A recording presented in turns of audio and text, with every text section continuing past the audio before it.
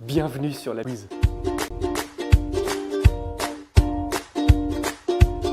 Aujourd'hui, on va réaliser une recette qui vous servira pour faire différents desserts. Éclairs, religieuses, salambos ou pourquoi pas pièces montées. Et oui, on va réaliser une pâte à choux. Et pour ça, on va utiliser une astuce de Christophe Michalak qui va rendre cette recette inratable. Pour réaliser cette recette, il nous faudra 55 g de farine T55, 50 g de lait, 50 g d'eau, 100 g d'œufs qui correspond à 2 ou 3 œufs selon la taille de vos œufs. On va les battre en omelette, une pincée de sel, une pincée de sucre et 45 g de beurre. On commence par faire chauffer notre four à 250 degrés. Dans une casserole, on verse le lait, l'eau, le beurre coupé en petits morceaux, la pincée de sel et la pincée de sucre. Et on porte à ébullition. Une fois que nous sommes à ébullition, on repasse à feu moyen et on y verse la farine d'un seul coup et on remue tout de suite.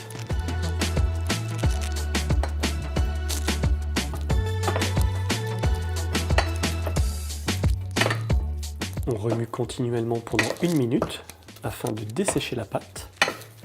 On va à présent utiliser une astuce de Christophe Michalak qui nous indique qu'il faut remuer la pâte dans un saladier froid pendant 3 à 4 minutes. Une fois que notre pâte a atteint 45 degrés, on incorpore la moitié des œufs et on va mélanger énergiquement pour les incorporer. Je vous rappelle qu'il faut bien battre vos œufs avant de les intégrer. On ajoute le reste des œufs. Et on remélange énergiquement.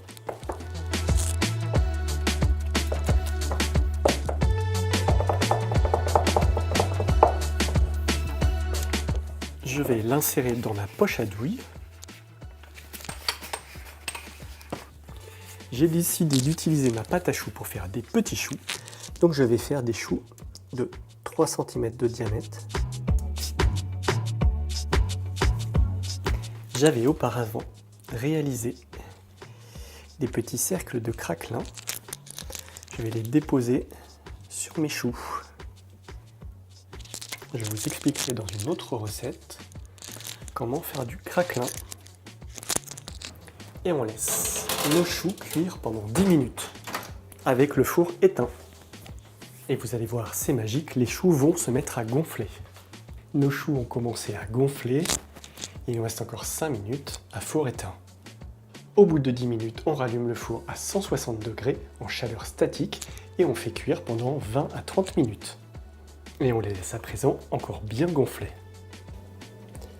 Nos choux sont bien dorés. On laisse refroidir nos choux sur une grille et dans l'idéal, on les laisse sécher toute une nuit. Comme vous avez pu le voir, j'ai décidé d'utiliser cette recette pour faire des petits choux. Ils sont pas mignons? Allez, j'espère que cette recette vous aura plu. Nous, on se retrouve très bientôt. Vous allez découvrir d'autres recettes. Laissez vos commentaires et surtout, abonnez-vous au quiz.